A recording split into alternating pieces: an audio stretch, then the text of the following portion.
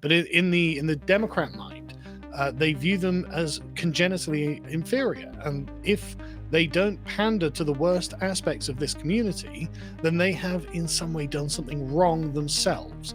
Whereas actually a sensible reading of this would suggest that the black community ought to be held to the same standards as the white community, and this would have a morally improving effect on the black community. This is the give, send, go of Shiloh Hendrix. And as the story goes, this lady was on a playground, was accused of calling a baby a racial slur because she says he was going through her stuff. The man then is yelling at her. She tells him F off. She throws some slurs at him. After this incident went viral, you'd expect this woman to have been canceled, lose her job. Instead, the opposite happened. GiveSendGo.com. She launched this page, Help Me Protect My Family, and has so far raised $663,111 of $1 million goal. This is a big story because something is changing in the cultural zeitgeist. Something is changing. People are fed up with you've got minorities that will insult and use racial slurs against white people. And we're told that's socially acceptable because it's punching up. But that is a leftist precept. That's a leftist idea. With the Democratic Party trying to go this route and losing younger voters and white voters, not to mention they've lost basically every demographic, how are they going to claw back when they stand firmly on the side of racism every day? Now, some may say, but Tim, this story is about a lady being racist. Sort of. It is on the surface, but the fundraising is largely about people being fed up with the racism, and this is the recoil. This is the blowback on DEI.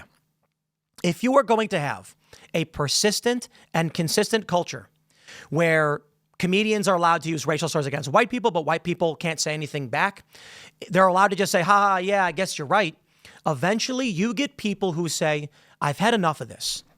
I don't want to live in the world where anybody is racist. And what happens? The people who don't want racism end up supporting this woman out of spite and anger over the racism directed at them. And then, of course, the core of actual white racists join in and say, we were always here. Where this goes, I'm not entirely sure, but there are two big questions. How is this going to impact the Democratic Party that largely wants to maintain these DEI and racist ideas? And why is it really happening? Maybe I'm right. Maybe I'm wrong. But I do think that my good friend Carl Benjamin has a good idea about all this. So let me see if I can grab this this feller here. If we're loading, we are booting it up. I see Carl. Now let's see if we can get this set up and get it rolling. Carl Benjamin, can you hear me? I can. How are you? I'm doing well. Welcome to, we started doing these morning interviews, so it's an honor and privilege to have you here. And a pleasure. You put out a video over the weekend that I thought was actually pretty good. You said it was the end of white guilt pertaining to Shiloh Hendrix. So what I've been talking about for the past half hour is the Democratic Party's got no front runner. They're ideologically split. You've got the woke element. You've got Stephen A. Smith. He's saying we've got to purge the party. You've got Beto O'Rourke saying they're weak. Pritzker saying we've got to fight. And I don't know if they're going to be able to moderate because of the racist woke elements that persist in the party. But this development here with the Shiloh Hendrix story is interesting. So I'm wondering if you can give us your breakdown of why you think this woman's raised $663,000, and then we can talk about how this affects politics. There's a kind of implicit bargain in the Civil Rights Act that has never really been properly acted upon, which is Black people will be given access to the full spectrum of spaces in wider society, primarily white society, and that was fulfilled. But the other side of that is the implicit assumption that Black people won't nurture a long-standing grievance against white people, and that hasn't been fulfilled. And we saw this with the Carmelo Anthony case, where he probably murdered someone, And the black community decided to raise more than $500,000 for him because a lot of people perceived that it was because he murdered a white person. And a lot of the comments that came in on that, on the donations, were, "We hate white people and we're glad you killed a white person." Wow. And this is just not an acceptable thing to do. And this is hardly the first time that this was done. I mean, I'm personally of the opinion that the chap who killed George Floyd, whose name for some reason escapes Derek me, Chauvin. that's right, Derek Chauvin. I'm of the opinion that But he wait, is wait, I gotta essentially pause. I gotta pause you there. I don't think he killed him. Oh, and I don't think either. That's the point. Yeah. I think that George Floyd was dying of a fentanyl overdose, but the charged atmosphere because of the nurtured race grievances meant that Derek Chauvin essentially had to go to jail no matter what happened in that case. And that means that what you have is a racial element of your society holding the rest hostage, saying, "Look, we're going to keep doing this because it's profitable for us, and there's no reason that we give this power up." And I think that in the case of the Shiloh Hendrix event, in that don't get me wrong, I don't think you should be calling children racial slurs, but it really wasn't nearly as bad as some of the other things that have been done in the name of race grievance mongering. And so I think that a large number of people online, and I think it's predominantly sort of, I guess, what you could call a white separatist community online, decided that they'd had enough and they were just going to give her money in the same way that the black community gives its martyrs money, uh, purely on the basis of race. And I think really, and I think people like you and I have been warning about this for a long time. If you allow one side to do this kind of thing and it's not addressed, it's in fact many ways encouraged, the other side will eventually say, right, that's how the game's played then, and we're just going to play this game. And actually it turns out there are a lot more of us than there are of you, so maybe you won't like it if we play it this way. And I think that's what's really driving this issue. Yeah, a lot of people are saying this is a reaction to the Carmelo Anthony story. He killed the guy. He's admitted he's killed the guy. The question now is, will his defense, his family's claims actually hold up in court? And even, we've brought in self-defense experts who said, yeah, that's not going to fly. He brought a knife to a high school track meet and then stabbed a guy who like pushed him. You're not going to get away with that. But you're right. I saw a lot of these comments. The money they raised for the Carmelo Anthony family was racial solidarity. The posts I've seen on Twitter are all racial solidarity. They're attacking Austin, saying that he was a white bully and that white people have done this, that, or otherwise. And so, what I see with this story, with the Shiloh Hendrix story, all she's accused of doing is insulting a person in a rather crass way. And it's funny because if this is the reaction to it, it's still nowhere near the scale that people have seen in the inverse, right? You mentioned the Chauvin case. You, of course, have the Ahmaud Arbery case. Are you familiar with that one? I know the name, but I can't remember the details offhand. This is where the left claimed a black man was jogging and was lynched by three white men. The Travis and Gregory McMichael, as well as William, what do they call him? What was his name? William Bryan, I think his name was. I could be getting his name wrong. In both of these stories, people who are completely uninvolved, I should say figuratively uninvolved, went to prison as well. So like with Derek Chauvin, you had the cop holding people back, prison. In the Ahmaud Arbery case, the guy driving his car and just filming it, prison for the rest of his life. So I don't know, like how you're in the UK, obviously. What are do you guys have like similarities to that? Obviously, I think there are some.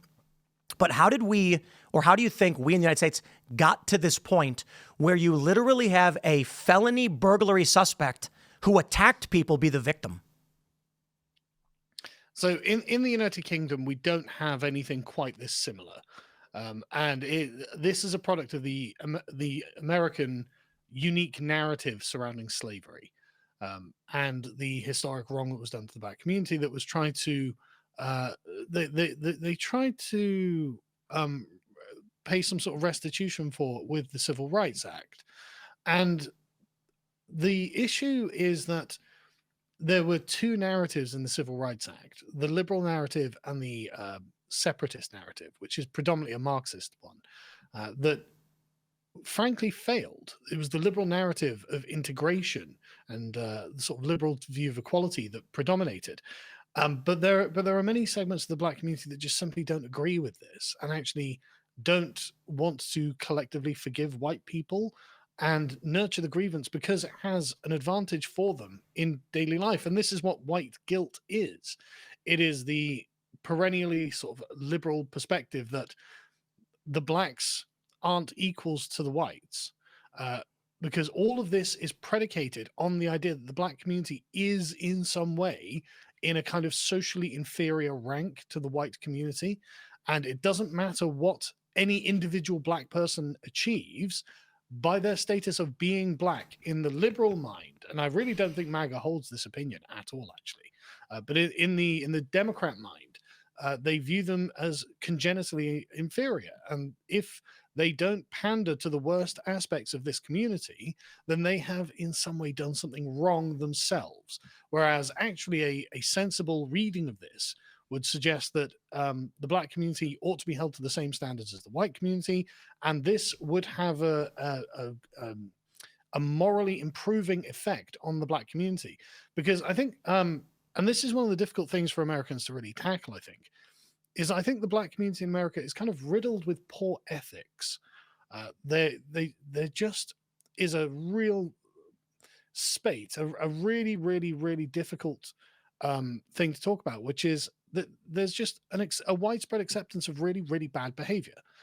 And it's not on. You would think it would not be on, but the problem is the Democrats have turned these into kind of personal fiefdoms by simply doling out handouts. They can just continue to essentially pay these people to forever vote Democrat, which means that the Democrats have control over the area and they have no interest in improving the ethics of that community. In fact, it's to their advantage. It's how they maintain their power over these communities by keeping them immiserated as they are. I'm sure like the average black person has got no interest in reducing the number of police in their community. And in fact, when you see the polling, the average black person, the average black community is like, God no, why the hell would you think about doing that?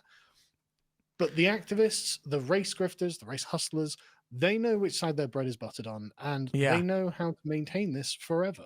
It's fascinating because if you go to your average Trump supporter and say, if you took, a random white guy and a random black guy and put them on the same job site, like a construction facility, which one would do better? The average response is going to be like, I have no idea. What do you mean? Like, how am I supposed to figure that out? But predicated in the argument that we see from wokeness and the left and these race ideologies is that, as you mentioned, congenitally inferior. They call the right white supremacist because on the right is typically the idea that merit is what matters. And most people think hard work and perseverance is going to bring you success. On the left, we learned this from the Yale study. They intentionally reduce the verboseness, the degree of their vocabulary to sound stupider. And that's how they treat black people. So it's funny because within them, their entire argument is predicated upon they believe they are socially and even as a race superior. And people on the right largely are like, just work hard and stop committing crimes. And that everybody can succeed. How does the Democrat, I know you're a UK guy, but considering you've obviously been one of the on the forefront of this space. I follow it closely. You follow closely, but I mean, back during the launch, like the beginning of Gamergate, which I was reading this interesting thing that this was like the first time millennials had a major political moment that was largely ignored by the large political class. And now what emerged from Gamergate was this politics of wokeness, which has permeated the Democratic Party. It has a major foothold that, Stephen A. Smith says you've got to purge the extreme left. How do you see that evolving politically for a party that's losing every category of race and class? I mean, if you were a Democrat strategist, purging the extreme left would be exactly what you would do. The problem is woke ideology is a product of Democrat liberal ideology. It works within it and it knows itself inside out because actually it comes from the Marxists who lost the civil rights debate. It actually comes out of this philosophy. And so these people spent 30 years in academia wondering, why did we lose the argument to the liberals on civil rights? And so they spent a lot of time essentially manipulating definitions, expanding the definition of racism and merit and various other important key words to mean their antonym, to mean their opposite. And so we consider racism to be poor treatment, inequality of treatment, right? And that if we have an equal treatment of different people, we will get unequal outcomes. And we completely agree to this because, of course, if one person works hard and if the other person doesn't work hard, it is preposterous that they should end up in the same position to the average person, to a normal liberal minded person. But the Marxists say, well, we consider that to be a form of racism because the unequal outcome is not evenly distributed among the racial groups. And honestly, the liberals are very weak to this. The liberals, with their guilt complex, are very weak to this argument. And so a normal person, a MAGA type, might say, well, then they need to get to school, they need to get to work, they need to improve things. If they want the same standard of living as other groups that they're comparing themselves to, they need to crack on and actually get those, because there are no legal barriers preventing anything at this point. And in fact, most social barriers, I think, have also been knocked down by and large in the United States. And so the thing that's really holding them back is honestly themselves. It's the belief, because I mean, you see this in black circles where they'll say things like, you're acting white. Oh, yeah. If you get up, get on time, wear a nice suit, do a hard day's work and get paid good money for it. That's acting white. And it's like, okay, in a way, you can see what they're saying, as in that's what most of the white community does. But that then suggests that sort of blackness is merely the antonym to whiteness.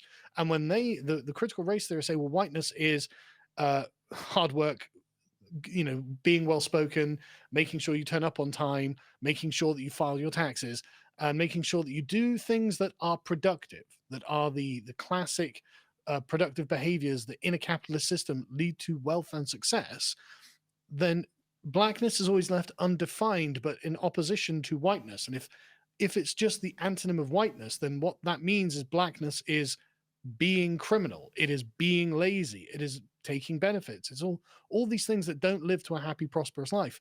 And the critical race theorists encourage the black community to try and embrace that. Now, I don't think that's fair or good to do to anyone. I wouldn't want some super intelligent people and a massively funded activist complex telling me that if I act like this other group and get the success this other group gets, then I'm somehow a race traitor. I think that's really unhealthy and really damaging, and a way, in fact, that they keep the black community in an inferior position by making it so that people in there just don't really feel they can get ahead. And so why would they even try? And I think that secures their power going forward. You know what's funny is the way you're describing it, I can imagine this for literally any grievance-based group, right? So, during Occupy, you had the class-based. It's the 1%. They're holding us back. If they weren't in power, it's this politics of envy, I suppose, maybe demagoguery, whatever you want to say. Like, this person is your enemy, and it can be weaponized against anybody. I suppose if you grow up in the United States in the black community, it's really easy to hear the history of the transatlantic slave trade and the history of Jim Crow and all of this stuff, slavery, obviously. And then say, these people are your enemy. But if you live in a world where you constantly blame everyone else for the way you live, you're not going to succeed and break from it. And I think the best example of this, not perfectly, but a really great example of defining this is how Native Americans have sort of weaponized the vices of Westerners against them with the launching of all of these casinos, making themselves wealthy. Not every tribe, not everywhere, but with the beginning of it was the Seminole tribe in Florida, creating bingo halls, resulted in this wave of casinos all across the United States, where instead of being like the white man is evil and is bad, they said, let's just sell them a product they want. And they've made themselves, many different tribes, very wealthy off of this. And actually, some of the coolest places to go ever. So they've sort of created something great out of this negative circumstance. For the Democratic Party, however, you've got AOC. She's being heckled over Israel-Gaza. I don't see, they're saying she's the front runner right now.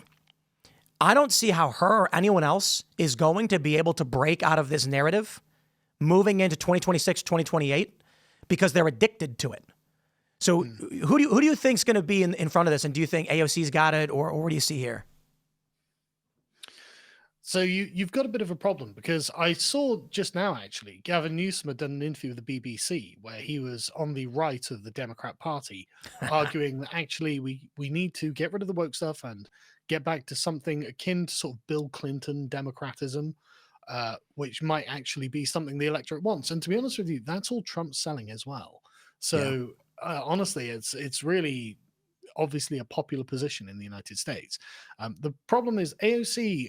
I don't think AOC can win, because I think what she is essentially doing, selling, it is very popular with a a small slice of the electorate, right? The Bernie Sanders wing of the Democrat Party, and that's probably 20% of the entire American population or something like this, which is a large number of people, but it's not nearly enough to get any kind of majority.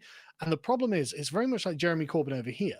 There are a large number of people who are into it, but an even larger people who find it utterly repugnant and view it as a kind of civilizational chloroform, and really they view it as communism, right? They view it as communism and they don't want it. And one of the problems that Jeremy Corbyn had here, which will be the same with AOC, is that when the activists are going door to door, they'll find people who say, look, I'm not even necessarily against your party, but this person, I don't trust them. They come across like a communist. I'm not having it. So they'll have, millions of people who are on their side, but they'll have tens of millions who are against them. And on that ground, I don't think she'll be able to win. So if they were smart, they'd go for Gavin Newsom. I got to be honest, I think Newsom's terrible. I think California's screwed. Yep. But it would be a very big victory culturally if Newsom does win a primary and basically the party rejects all of the cultural Marxist stuff or woke whatever. Going back to a smarmy lizard person in human skin who's trying to sell you snake oil psycho is much better than the woke, cult stuff. It's kind of just jumping to an aside, going back to where we were before. I'm curious your thoughts on the civil rights movement. Do you think the Civil Rights Act created these circumstances? And, one thing that I've heard from a lot of people is that the inevitable result of the Civil Rights Act, basically creating a law saying you can't treat people certain ways based on how they appear or look or where they're from, the end result is going to be wokeness. Do you think that's true?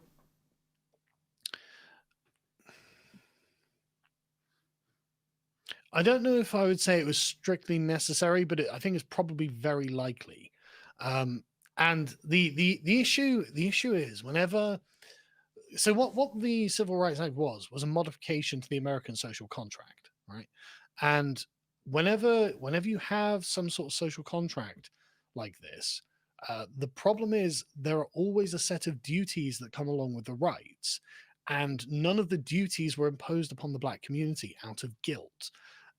But you're going to have a series of things that you have to do to uphold your side of the contract. The contract is always two ways. And if that's missing, and in fact it becomes an Achilles heel for the society because the Democrats and the race grifters in the Black community can weaponize this against the wider society, well, then it does become a sort of perpetual wound that can't heal. And if nothing is expected of the community to which things are given, then that creates a certain kind of mindset in at least a portion of them that I think has metastasized and developed into the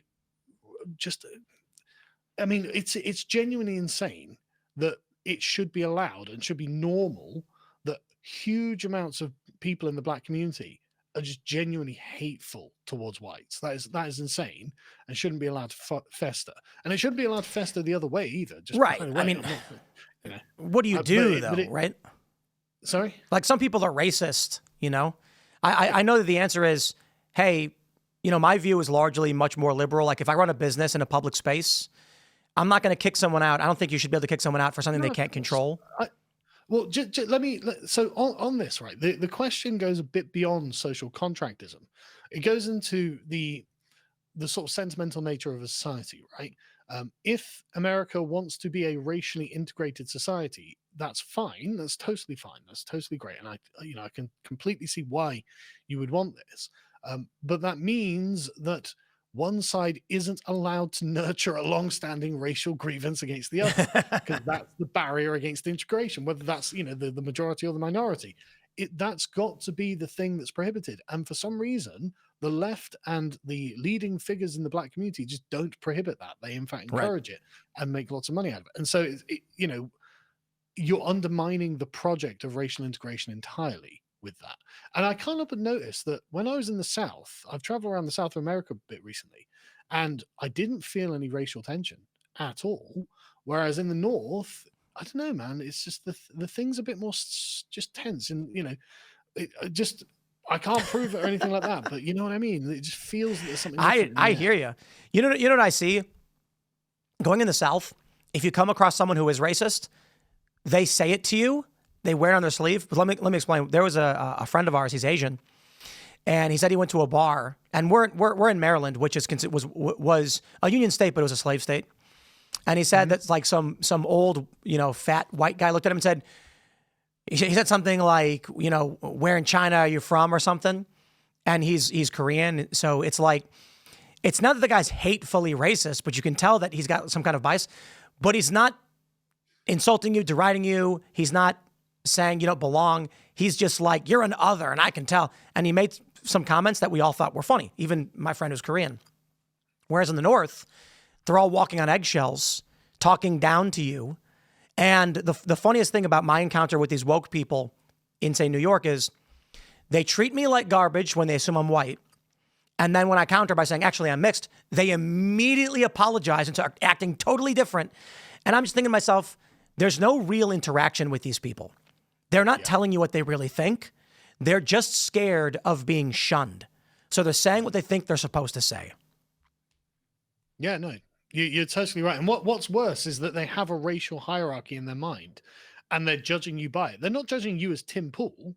Right? They're not judging you as the individual that you are and the character of the man. They've completely abandoned the MLK formulation here, right? Man. They're like, oh, right, he's not quite white. Great. I can treat him well. It doesn't matter what your character is at this point. And this is the entire problem with left-wing philosophy, I think. And this is why I genuinely think that there's much fewer problems just socially with integration in the South than there are in the North. And yet, all I hear from the Northern Democrats is, oh, the South is racist. It's like, okay, but they seem to actually have a handle on things. And I mean, whenever I've gone around the South of America, it's always felt totally chill. Yeah. Totally chill. Whereas in North America, it feels tense, man. There was a bill in California, it was a referendum, that would remove the civil rights protections for college applications and government contracting. The Constitution says you cannot discriminate on the basis of race. So my progressive friends, and this is years ago, of course, so I unfortunately have lost contact with a lot of these people as things have gotten more intense. But I remember talking to this woman, she's really well known in Hollywood, advocating for the removal of this protection. And I asked her, I was like, honest question, do you believe that white people tend to be white supremacists? And she says, yes. I said, okay. Do you believe that the institutions of power tend to be controlled by white people? She goes, absolutely. And I said, okay.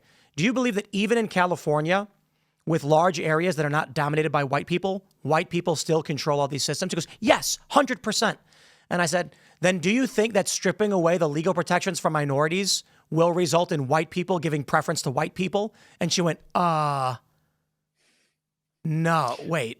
Maybe she could have got you on this, and she would have said, "No, we're white guilt Democrats. we will give preference to minorities because we feel so bloody bad about what's happened."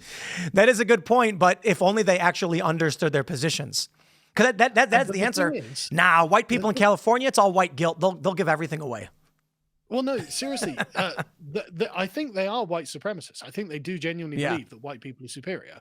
And I do genuinely think that they will pander to minority communities on that basis, actually. So she could have checkmated you on that. I think the point I was making was you are correct. I think if I was actually having a real debate with someone perhaps more learned on the issues like you, we both immediately understand that point. My point was just to highlight her justification for this was rooted in this idea that all white people, except for her, are secretly racist white supremacists who are going to hold back the minorities. So we need to eliminate this constitutional amendment in California so that we can intentionally be racist against whites and then help minorities get into contracting in schools. Of course, California voted against this measure. We got like a minute left, and we'll try to make this quick. One of the things with the civil rights movement that has come up a little bit from the left is when we ended segregation and they said you can't have separate bathrooms for black and white people, they're trying to argue you can. That's the same thing for the sexes. Civil rights movement says you can't have, discrimination on the basis of sex. So then how can you have a men's room and a women's room? I'm curious how you would rebut that in about a minute, if you can. Sure. Well, that's no small challenge. But in a way, they're kind of correct, because the problem with the civil rights movement and the liberalism broadly is it assumes a universal, ahistorical human being. And actually, we know that human beings are not ahistorical or universal. They're actually particular and very, very different to one another. And so actually, logically, it is probably contained within the civil rights movement that there can't be men and women's bathrooms. But that is really a failure of its time, and honestly could be updated to be more reasonable. You don't have to be committed to this. Yeah. Well, I think that argument's largely lost anyway. I agree. Newsom's even saying it. So it's going to be interesting to see how this plays out. But Carl, I think your insight, I watched your video. It was very good. And so that's why I was trying to, I'm glad to be able to have you on. Appreciate everything you do. Thank you for joining us. Where can people find you? Just go over to lotusseasons.com if you want more from us. Right on, buddy. We'll love to have you back in the States whenever you can. But for now, thanks for hanging out, and I'll see you next time. As soon as I can, man. Bye. All right. Take care. All right, everybody. That was Carl Benjamin. Super grateful and excited for everything that Carl does. Super grateful for, back in the early days when he gave me an opportunity to produce a video for his channel. And now here I am having him on mine. And he makes some really great points analyzing all this. He's a very liberal guy. The OG classical liberal, now more post-liberal, because we're all starting to recognize we don't want people to be mistreated based on their race or where they're from, but on the merits. Like, I don't care what your religion is. I care about how you function in our society. If your religion is a backwards, awful religion, but you're not using it to cause harm to people, you keep it to yourself, that's fine. But if you take religious beliefs and then start performing weird surgeries, sacrificing people, doing really awful things, killing people in the name of your God, like all of these things I think are bad. We want a society that is based on merit.